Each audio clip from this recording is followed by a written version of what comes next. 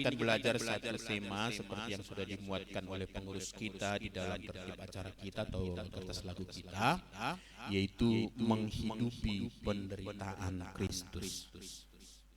Bagaimana hidup dalam penderitaan? Ini kayaknya sesuatu topik yang tidak disukai, ya. Karena kita sebenarnya natur dari kemanusiaan kita lebih suka yang enak-enak, ya kan? Betul ya kan? Lebih suka kita yang enak-enak. Nah, maka muncul juga nanti apa yang disebut dengan hedonisme, gitu ya kan? Suka yang indah-indah, yang enak-enak. Nah, tetapi kekristenan kita dari awal Yesus sudah mengajarkan bahwa barang siapa yang mau mengikut Kristus harus apa? Menyangkal diri, pikul salib. Kan gitu ya kan? Memang penderitaan. Nah, bukan kekristenan bukan mengajarkan akhirnya menderita keseluruhan, bukan. Sebenarnya ada perimbangan di sana kita lihat seiring dengan berkat-berkat yang telah Tuhan anugerahkan bagi kita. Nah, mari kita membuka Alkitab kita. Saya mengajak kita untuk mempelajari bagian ini dari surat Rasul Petrus pada pasal yang kedua. 1 Petrus 2, kita akan membaca ayat 19 sampai ayat yang ke-25. 1 Petrus pasal yang kedua, 1 Petrus 2, ayat yang ke-19 sampai ayat yang ke-25. Saya akan membaca ayat 19, kemudian ibu-ibu membaca ayat yang ke-20, demikian seterusnya kita bergantian. Nanti di ayat terakhir kita baca bersama-sama. 1 Petrus 2 ayat 19 sampai 25. Mari kita mulai. Sebab adalah kasih karunia jika seorang karena sadar akan kehendak Allah menanggung penderitaan yang tidak harus ia tanggung. Ayat 20.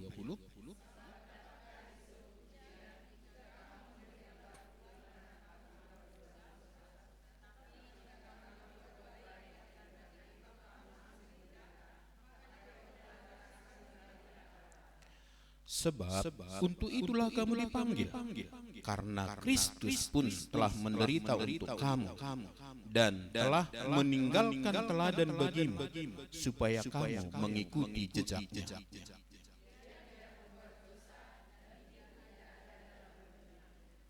Ketika ia dicaci maki, ia tidak membalas dengan mencaci maki. Ketika ia menderita, ia tidak mengancam, tetapi ia menyerahkannya kepada Dia yang menghakimi dengan adil.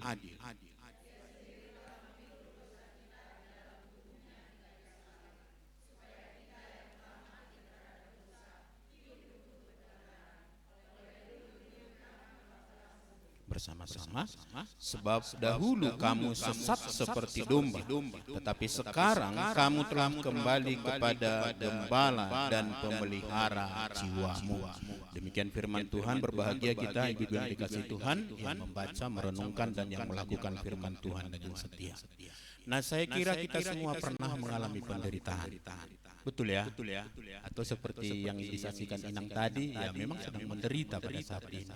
Mungkin bentuknya yang berbeda atau waktunya yang berbeda-beda, tapi memang fakta dalam kehidupan kita pasti pernah menderita.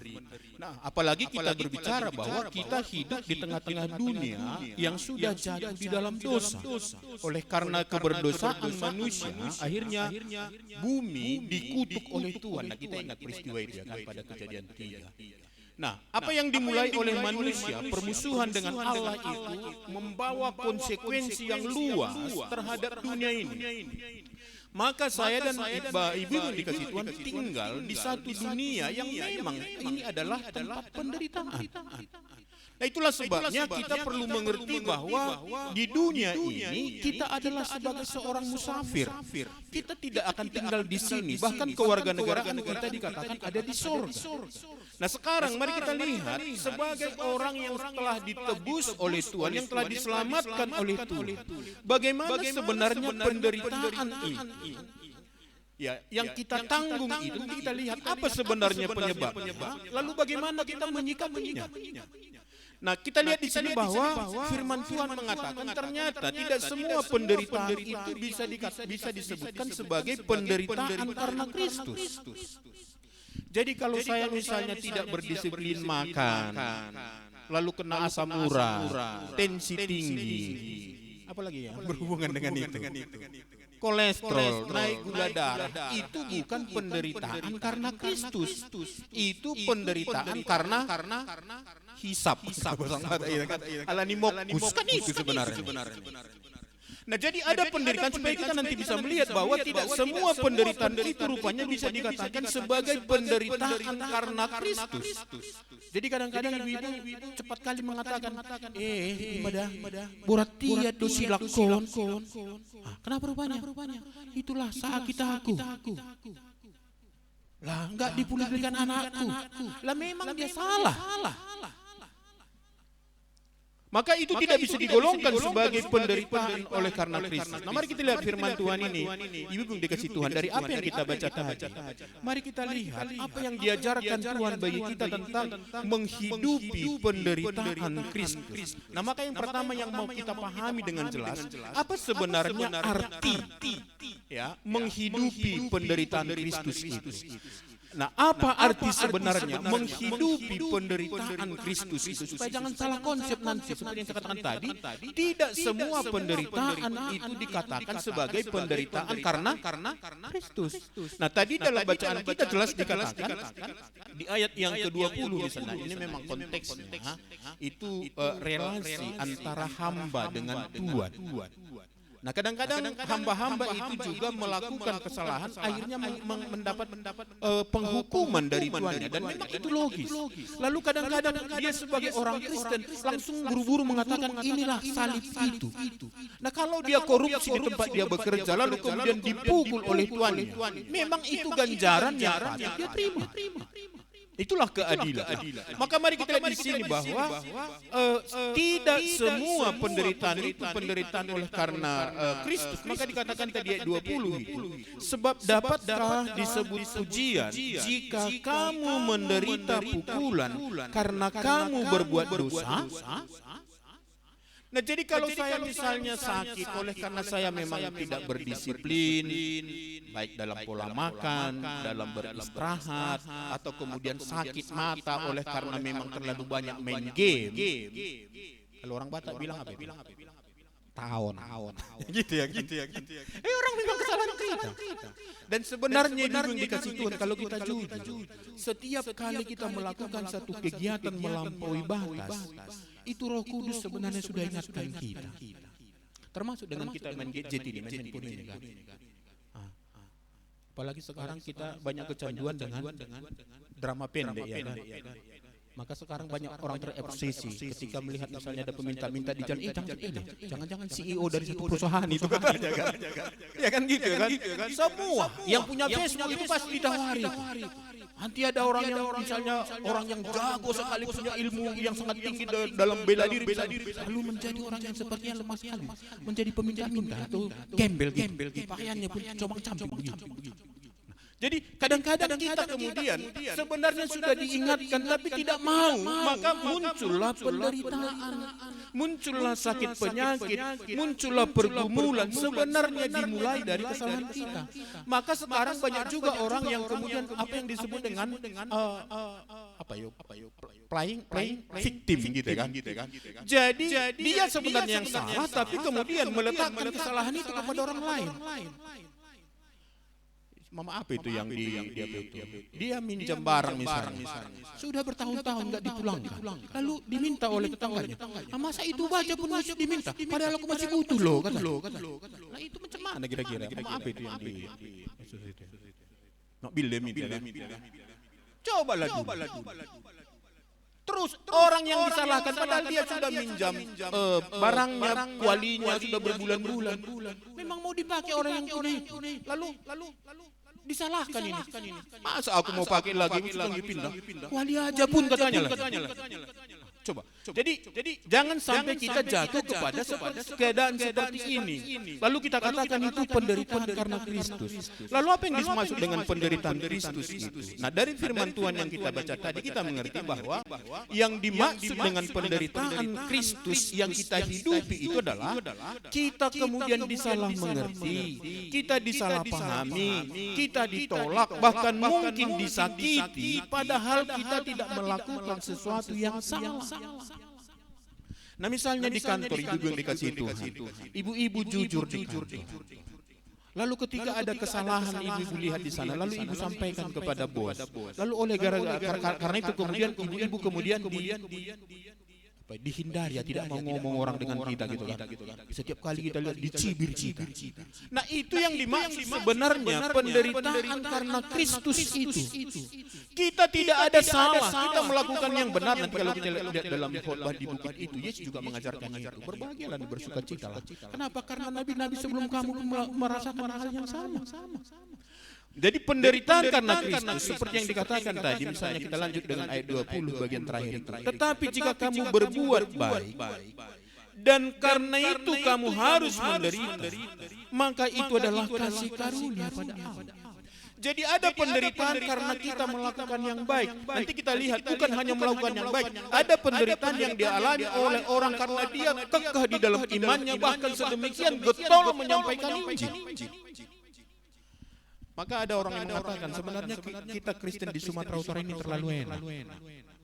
Gak pernah kita rasakan sebenarnya bagaimana penderitaan Kristus yang sesungguhnya. Kita beribadah bisa enak-enak aja ya kan. Puji aman kita menyanyikan. Tapi di gereja lain waktu mereka bernyanyi, waktu mereka berdoa, barangkali mereka juga gak tutup mata. Bapak kami yang di sorga, dilihat orang, jangan ada orang yang kemudian mau mengancam atau mau membakar rumah ibadah. Jadi ini yang dimaksud dengan penderitaan Kristus itu. Lalu apa maksudnya menghidupi itu? Nah, maka di sini kita lihat di ayat 22 sampai 23 tadi menjelaskan nah sikap Kristus ini, ia tidak berbuat dosa, ia tidak membalas ketika dihina. Ini nanti contoh-contohnya sebenarnya. Jadi kalau kita reaktif terhadap sikap orang sementara kita benar, kan sering menjadi masalah. Aku benar kok. Masa dicaci maki? Lalu kita mulai heboh. Cari pembelaan. Akhirnya apa? Susah sendiri kita. Maka contoh yang diberikan oleh Yesus inilah yang sebenarnya yang dimaksud menghidupi penderitaan Kristus itu. Ia tidak membalas ketika dihina, ia tidak mengancam saat menderita, tetapi ia menyerahkan sepenuhnya, menyerahkan semuanya kepada siapa? Kepada Allah. Nah, maka disinilah sebenarnya ibu yang dikasih Tuhan. Kalau kita bicara tentang penderitaan Kristus, berarti kita sedang berbicara tentang kematian Kristus. Puncak dari penderitaan Kristus itu adalah kematiannya. Maka orang yang mati, ibu yang dikasih Tuhan, dia tidak akan memberi reaksi apapun terhadap orang-orang yang melakukan kejahatan terhadap dirinya.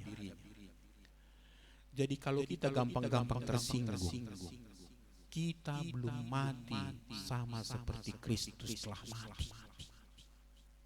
Kalau gampang-gampang emosi, kita berarti belum mati. Maka ketika ada sedikit disuntik kita langsung pikal kata orang Batak. Maka muncul kata-kata, aku ini sebenarnya kalau dia baik, aku lebih baik lagi. Lalu sebaliknya apa katanya? Tapi jangan coba-coba kalau dia jahat. Oh, aku lebih. Nah, sebenarnya itulah dia yang sesungguhnya. Yang kedua itu. Enggak baik sebenarnya. Nah, berarti belum mati. Nah, maka contoh yang diberikan di sini tadi, Yesus itu sudah mati ya. Di ayat yang ke-24 itu ya. Ia sendiri telah memikul dosa kita di dalam tubuhnya di kayu salib, supaya kita yang telah mati terhadap dosa mati. Ibu-ibu, ini latihan rohani bagi kita. Saya sekali lagi, kita ini apa? Kalau masih terlalu sensitif dengan kata-kata orang, gampang tersinggung, sakit hati, menyimpan dendam, berarti kita belum mati terhadap dosa. Kan gampang kita mengerti kan? Adakah orang mati memberikan reaksi terhadap kondisi di sekitarnya? Ada. Ibu nanti coba contoh. Lihatlah siapa nanti coba cari siapa yang mati di sini.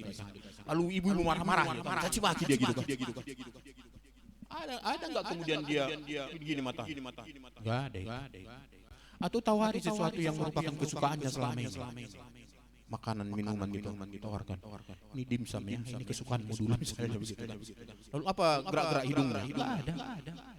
Nah, kondisi inilah sebenarnya yang mau dikatakan oleh firman Tuhan itu bagi kita. Menghidupi penderitaan Kristus itu berarti kita mati untuk dosa itu, lalu disambung lagi tadi apa? Hidup untuk kebenaran, itu tadi di ayat yang ke-24 itu ya. Jadi ini pelajaran kita, belajar mematikan diri. Sadhu Sundar Singh pernah mengatakan bahwa hidup mati bagi Kristus itu gampang. Karena itu hanya membutuhkan waktu, mungkin hanya 1 menit, 5 menit. Misalnya ada orang mengatakan, kalau kamu nggak menyangkal Yesus, tembak mati kau. Paling berapa menit saja, mati. Tapi dikatakan, tapi untuk hidup bagi Kristus itu harus mati setiap saat. Saya kira ini selaras dengan apa yang dikatakan oleh firman Tuhan bagi kita. Mari kita koreksi diri kita sekali lagi. Kalau kita gampang-gampang emosi, tersinggung, berarti kita belum mati, belum menghidupi penderitaan Kristus. Nah, jadi sekali lagi Ibu dikasih Tuhan, menghidupi penderitaan Kristus berarti mengalami penderitaan karena kebenaran dan menjalaninya dengan sikap sama seperti Kristus menyikapinya. Sebenarnya kalau kita lihat ya kan, mungkin ada orang yang melakukan hal yang caci maki kepada kita, mungkin ada juga unsur kesalahan kita di sana. Atau kita dikata-katai, mungkin ada unsur kesalahan kita di sana. Tapi Yesus ini, dia tidak ada sedikit pun kesalahan. Dari lahirnya pun dia tidak dikandung dalam dosa. Dalam perjalanan kehidupannya pun tidak pernah melakukan dosa. Yang dipikirkan bagaimana orang kemudian hidup dalam kebenaran, bahkan dia menuntun jalan kepada kebenaran itu. Nanti akhirnya dia mati di kayu salib. Tapi orang mencaci maki. Tapi dia dikatakan seperti domba yang dibawa ke pembantaian. Itu sebenarnya ibu dikasih Tuhan. Ya, ini memang beberapa gereja ini minggu passion dibuat mulai nanti malam. Dari semalam. Kalau kami di gereja kami mulai dari minggu pertama itu passion pertama itu sudah dimulai baca. Jadi di gereja dibaca. Karena kadang-kadang agak sulit mendatangkan orang ke gereja kembali gitu ya. Nah, di situ dibaca. Jadi kita lihat di situ bagaimana menderitanya Yesus itu sebenarnya. Dan semua perlakuan itu melampaui batas kewajaran terhadap manusia menurut hukum pada saat itu. Nah, kita sudah pernah belajar itu tentang Via Dolorosa ya. Bagaimana kemudian getirnya penderitaan itu. Nah, maka ibu dikasih Tuhan ya. Sekali lagi, menghidupi penderitaan Kristus berarti mengalami penderitaan karena kebenaran, bukan karena dosa, dan menjalaninya sama seperti Kristus menjalaninya. Maka saat kita menghadapi penderitaan, mari kita bertanya ibu yang dikasih Tuhan. Pertama, apakah ini karena kesalahan saya? Kalau itu karena kesalahan, nanti solusinya harus bertobat. Atau apakah saya mengalami kesusahan penderitaan karena saya berusaha berjuang hidup benar? Sehingga dikatakan si Babylon itu katanya. Ada si Babylon katanya itu orang Batak. Nah, dan lebih lagi, mari kita tanya, apakah saya merespons seperti Kristus merespons penderitaan? Ya. Jadi bukan seperti manusia pada umumnya. Nah, setelah kita mengerti apa sebenarnya arti daripada penderitaan karena Kristus itu atau menghidupinya, nah sekarang kita lihat, mengapa ibu-ibu, mengapa kita harus menghidupi penderitaan Kristus itu? Nah, itu bagian kedua ya. Nah, mengapa kita harus menghidupi penderitaan Kristus itu? Nah, dari firman Tuhan yang kita baca tadi, saya dan ibu-ibu ya, menghidupi penderitaan Kristus. Pertama dikatakan, karena itu adalah panggilan Allah bagi kita. Ayat 21 ya. Jadi menderita bagi Kristus itu adalah panggilan. Mari kita lihat di ayat 21 firman Tuhan mengatakan tadi, sebab untuk itulah kamu dipanggil. Untuk apa? Untuk apa? Untuk menderita. Jadi kita ini dipanggil ibu-ibu bukan hanya supaya menikmati keselamatan. Kita dipanggil bukan hanya menjadi memiliki relasi yang khusus dengan Allah, mendapat status yang sangat tinggi sebagai anak Allah, menjadi murid Kristus, menjadi sahabat Kristus. Itu dalam menarik sekali ya khotbah awal tahun yang disampaikan Pak Tobing di sini ketika kita bicara tentang pemilihan itu. Ya. Dipilih, ditetapkan dan diutus untuk menghasilkan buah. Itu diawali dengan satu statement, aku tidak menyebut kamu lagi sebagai hamba, sahabat Kristus. Lah ini kita kira-kira bangganya kita saja di dunia ini menjadi sahabat seorang pejabat atau orang yang terkenal, kita sudah bangga. Ini sahabat raja di atas segala raja. Lalu kita dipanggil di sini bukan hanya untuk menikmati keindahan itu, tapi juga untuk menderita bagi Kristus. Nah sebenarnya ibu yang dikasih Tuhan, disinilah keutuhan iman atau hidup orang Kristen itu. Sama seperti apa yang pernah dikatakan oleh Ayub itu kepada istri. Masa kita hanya menerima yang enak dari Tuhan? Wajar dong kalau kita menghadapi yang sulit atau penderitaan. Atau kalau kita lihat misalnya dengan murid-murid, ini menarik sekali sebenarnya kalau coba kita lihat dulu di dalam Kisah Para Rasul 5. Di ayat 41 ya.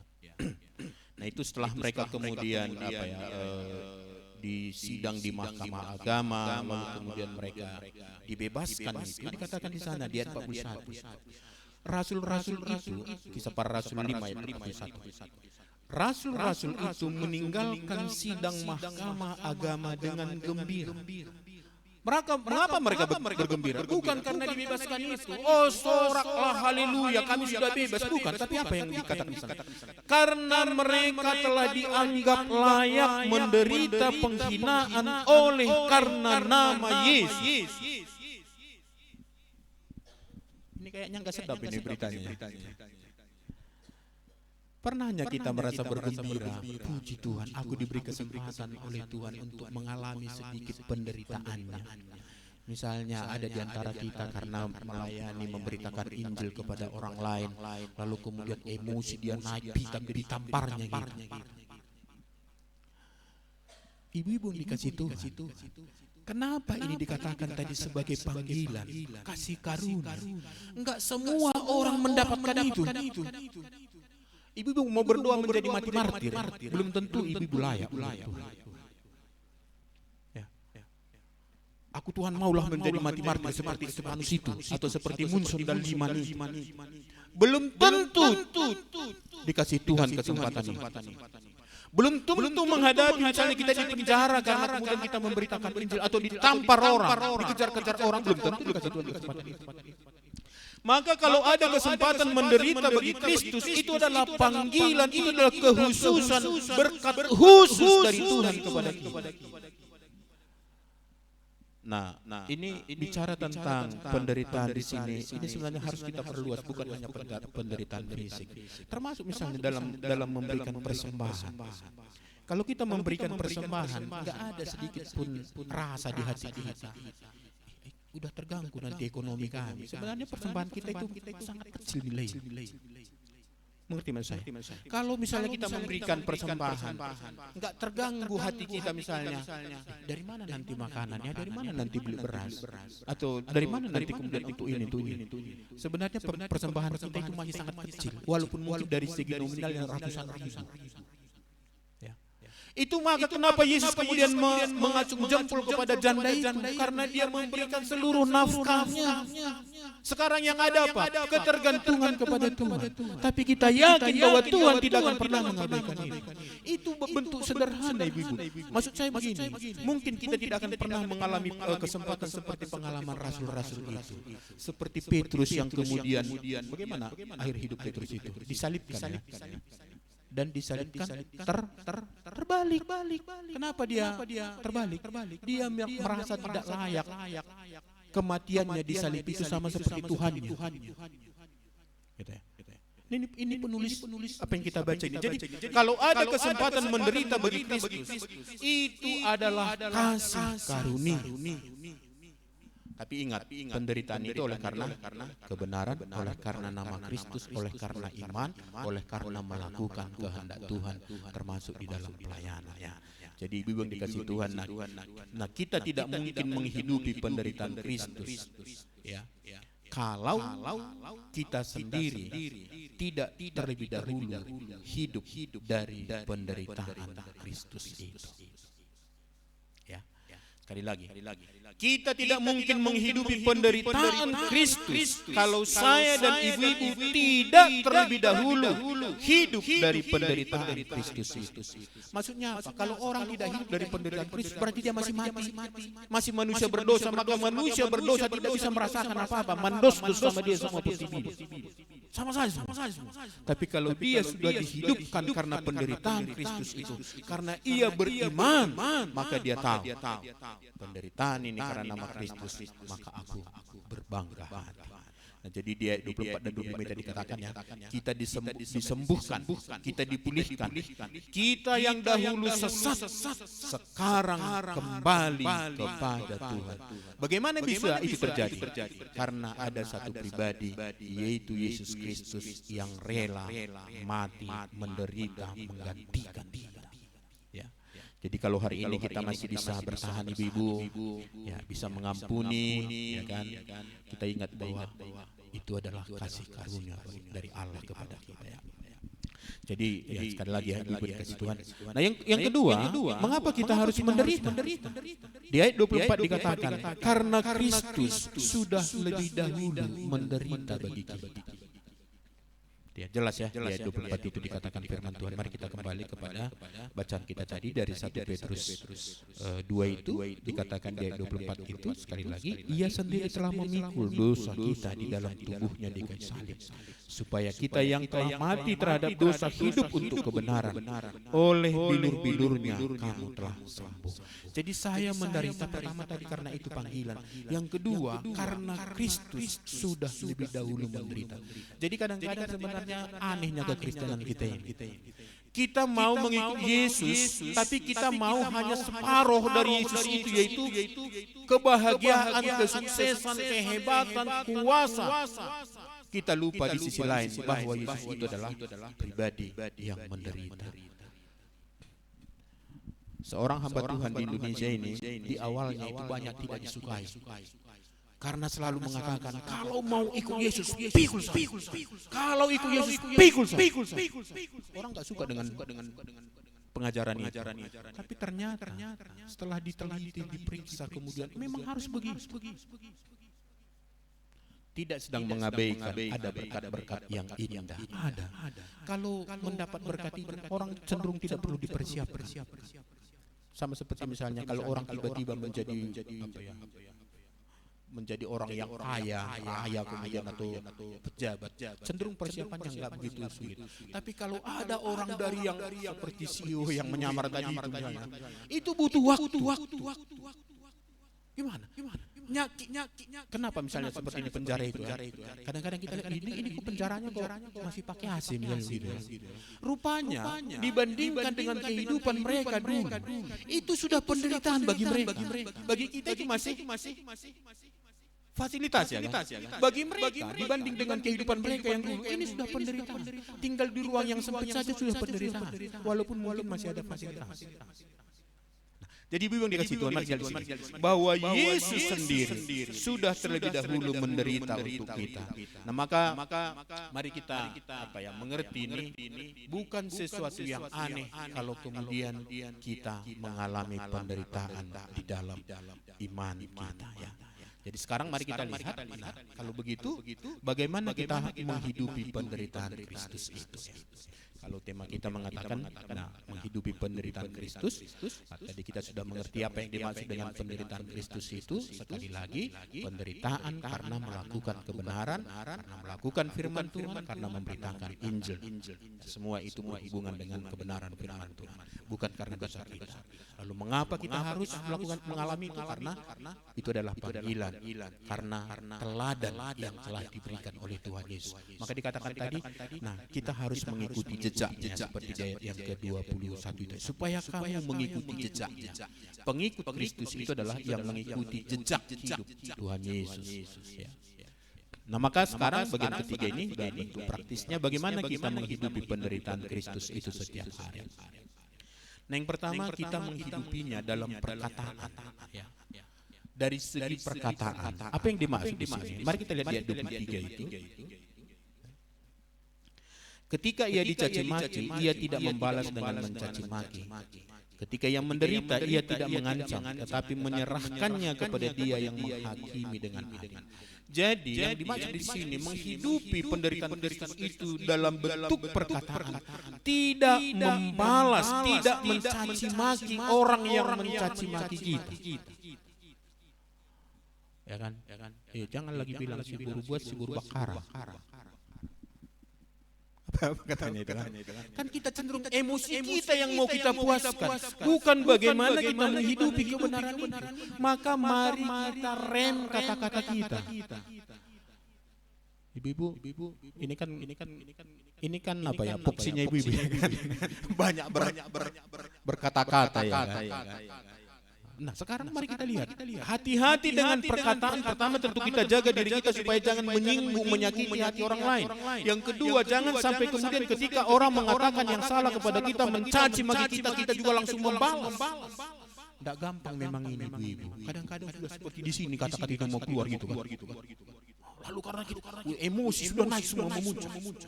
Kadang-kadang sudah mulai bergetar badan kita. Tapi ketika kita mengingat ini, lalu kita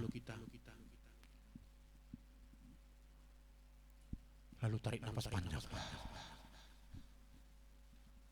Ya. Jadi tidak membalas ya dengan kata-kata. Jadi saat kita disakiti dengan kata-kata, kita tidak membalas dengan kata-kata kasar. Jadi jangan lagi bilang nasi butuh hodo, buruahon gitu kan. Nampunin ya. Jangan. Kau pikir apa? Udah lewat itu. Itu dulu sebelum kita mengenal Kristus, sebelum hidup dari penderitaan Kristus itu. Sekarang tidak. Yang mau kita tampilkan adalah karakter Kristus. Lalu yang kedua, dalam hati. Ya, tadi dalam perkataan. Nah, kadang-kadang begini, ada orang dalam perkataan memang tidak mengucapkan kata-kata makian, tapi di hatinya sudah mengutuki. Ngerti maksud saya? Memang enggak keluar kata-kata itu. Tapi dalam hati, kok enggak mati lagi sekarang? Mati aja ini kenapa? Memang enggak keluar, orang enggak tahu, tapi dalam hatinya. Maka dikatakan di sini, tidak menyimpan kepahitan, kalau kemudian kata-kata itu tidak muncul dalam hati kita, yang menunjukkan bahwa kita sebenarnya sedang melakukan pembalasan atau menginginkan kehancuran bagi orang. Saya kira salah satu yang membuat tokoh-tokoh dunia terkagum-kagum dengan Yesus adalah doanya di kayu salib itu. Bapa, ampunilah mereka karena mereka tidak tahu apa yang mereka perbuat. Enggak tahu loh. Jadi banyak juga rupanya orang melakukan sesuatu kepada kita enggak tahu sebenarnya apa terjadi. Nah maka kalau dilihat pada saat ini, Yesus itu jelas-jelas tidak ada salah. Enggak ada. Kalaupun dikatakan salah itu karena mereka sudah putuskan. Ya, sebelum disidang. Kan gitu ya. Mereka sudah putuskan akan membunuh Yesus. Jadi sidang itu hanya formalitas saja. Dalam sejarah orang Romawi belum ada pernah orang dihukum vonis hukuman mati dalam sidang hanya satu kali dan waktu yang sangat singkat. Enggak ada ceritanya seperti itu. Lihat pengadilan negara kita ini saja. Untuk memvonis seorang hukuman mati lalu langsung dieksekusi, itu sidangnya saja berbulan-bulan. Lalu setelah dieksekusi, sudah diputuskan vonisnya hukuman mati, itu masih tunggu waktu sampai kepada eksekusi. Yesus bisa dalam hitungan jam. langsung dieksekusi. Kenapa? Sudah diputuskan hukumannya sebelum disidang. Nah, tapi menarik sekali. Yesus tidak ada dendam di hatinya kepada mereka. Bahkan dikatakan mereka tidak tahu apa yang mereka lakukan. Dengan kata lain, seandainya pada suatu saat kemudian mereka mengerti apa yang dilakukan Yesus itu, sama seperti penjahat di sebelah Yesus itu yang kemudian mengatakan, ingatlah aku ketika engkau datang menjadi raja.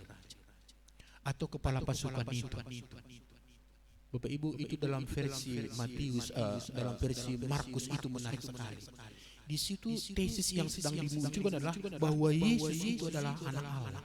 Dan yang pertama manusia mengakui Yesus sebagai anak Allah bukan orang Yahudi, tapi kepala pasukan itu. Setelah dia lihat semua peristiwa itu, lalu terjadi gelap gulita Yesus.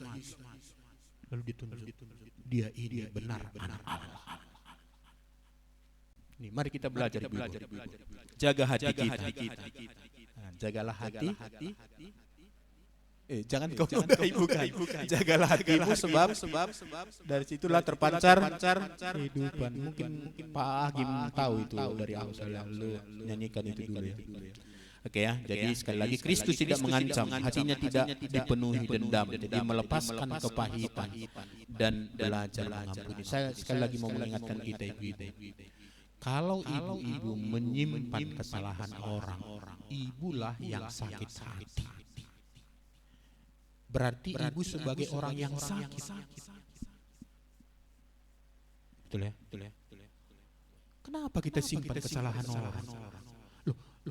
Dia tenang-tenang di sana, bisa menikmati makanan minum. Kita tersiksa pagi, sore, siang dan malam sampai naik asam lambung kita gara-gara itu. Lah rugi sendiri. Itu maka dikatakan berikan pengampunan. Rugi kita menyimpan itu, mengingat-ingat itu. Lalu dalam iman ya, bagaimana kita menghidupi penderitaan Kristus itu. Dia 23 tadi lanjutannya kita lihat di sana dikatakan Yesus menyerahkan semuanya kepada Allah. Ya. Ayat 23 tadi kita baca kembali ya. Bagian terakhir. Ia tidak mengancam tetapi menyerahkannya kepada Dia yang menghakimi dengan adil. Nah, ibu-ibu yang dikasih Tuhan, mari kita belajar di sini. Benar-benar menyerahkan dia kepada Allah. Tapi bukan dengan maksud supaya Tuhan menghukum dia, menghancurkan dia karena kejahatannya kepada kita. Bukan. Justru kita berjuang, berdoa supaya dia diberkati Tuhan, disadarkan Tuhan, diberikan pengampunan supaya dia mengerti apa yang dilakukan itu dan dia bertobat. Jadi maksudnya jangan sampai nanti kita misalnya disakiti orang tetangga kita lalu kita menyerahkannya kepada Tuhan dengan harapan supaya Tuhan menghukum dia, menghancur leburkan dia. Bukan. Justru kita berdoa, ya, meminta supaya Tuhan memberkati dia. Saya beberapa waktu yang lalu dikejutkan dengan statement seorang hamba Tuhan. Beliau katakan begini, kalau kita hanya bisa mengasihi orang yang layak dikasihi, itu bukan kasih. Itu namanya menikmati. Tapi kasih yang sesungguhnya adalah mengasihi orang yang sama sekali tidak layak dikasihi. Berarti itu sudah melakukan hal yang jahat sekali kepada saya. Mungkin yang cocoknya bisa adalah memusuhi dia, mengancam dia, bahkan mungkin mengadukan dia. Tapi beliau katakan, kasih yang sebenarnya adalah mengasihi orang yang sama sekali tidak layak dikasihi. Itulah kasih sejati. Contohnya siapa?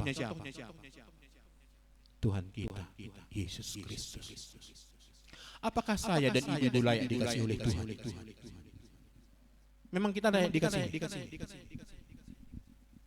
Gimana ini? Pemahamannya dengan anugerah. Enggak loh. Anugerah itu pemberian cuma-cuma kepada orang yang tidak layak. Kita tidak ada sedikit pun kelayakan untuk mendapatkan anugerah. Maka kalau kita merasa layak dikasihi, itu bukan anugerah. Tidak ada sedikit pun kelayakan kita membuat hati Tuhan tergerak sebenarnya untuk mengasihi kita. Tapi lihatlah, itulah kasih itu. Maka hal yang sama kita lakukan di dalam kehidupan kita. Di dalam iman kita serahkan kepada Tuhan. Tapi sekali lagi saya mengingatkan kita, jangan sampai ada terbertik di hati kita supaya dia menghadapi atau mengalami balasan karena kejahatannya kepada kita. Yang kita minta Pak, supaya Tuhan memberkati dia. Gak gampang loh. Mendoakan orang yang menyakiti hati kita, kadang-kadang mengingat wajahnya pun kita sudah emosi. Dan kan orang yang melakukan kesalahan kepada kita, kadang-kadang suara itu nyaring sekali di telinga kita, padahal sudah 10 tahun yang lalu. Sepertinya baru nyaring sekali. Wajahnya itu tervisualisasi dengan jelas. Bagaimana bibirnya mengatakan kata-kata itu gitu ya. Seberapa lebar ngomong waktu itu. Jelas sekali.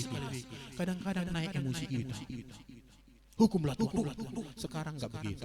Yesus mengajarkan, bukan, serahkan kepada Allah. Serahkan kepada Allah. Biarlah Allah yang kemudian berbelas kasihan kepada dia. Karena kita pun tidak menginginkan kehancuran orang lain. Ini mari kita kikis diri kita ya. Enggak boleh ada dalam diri kita keinginan untuk menghancurkan orang lain. Enggak boleh. Lalu kemudian bagaimana kita menghidupi penderitaan Kristus itu? Nah, dalam hidup kita yaitu tetap melakukan kebenaran. Jadi kalau saya dicaci maki, ibu-ibu dicaci maki atau dihambat karir kita, jangan sampai berhenti melakukan kebenaran ya. Di ayat 24 tadi di bagian terakhir dikatakan supaya kita hidup untuk kebenaran. Setelah kita mati oleh karena dosa itu, sekarang kita hidup untuk kebenaran. Tidak boleh ada yang menghalangi kita melakukan kebenaran. Sama seperti Yesus itu.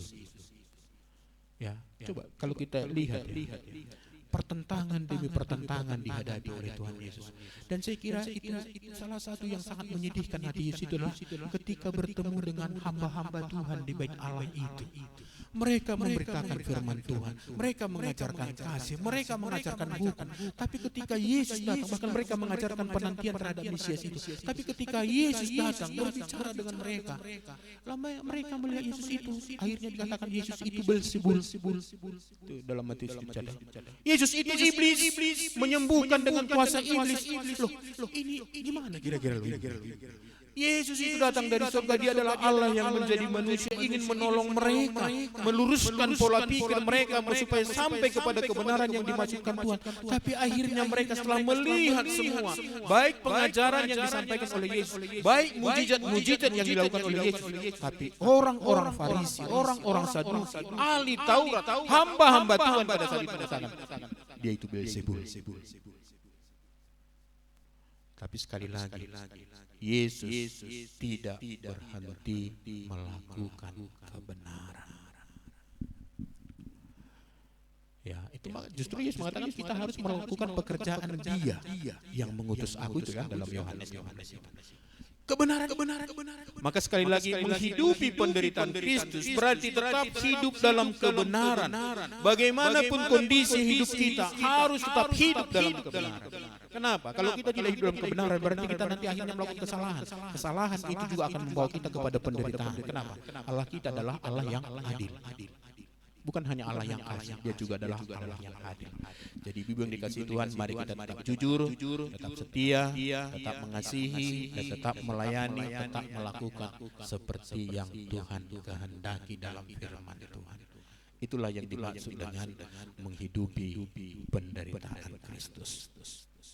Jadi Bapak Ibu dikasihi Tuhan, sekali lagi ya, mari ini dalam momen-momen Prapaskah ini, mari kita mungkin nanti kita akan disentuh oleh Tuhan melalui Roh-Nya, membawa kepada pemahaman kedalaman penderitaan Kristus itu. Tapi mari kita ingat, kita doakan supaya apapun yang terjadi dalam hidup kita, kita tidak akan mundur. Sama seperti lagu kita itu, saya mau ikut Yesus sampai selama-lamanya. Meskipun saya susah, menderita dalam dunia, saya mau ikut Yesus sampai selama-lamanya. Tuhan memberkati, amin. Kita berdoa.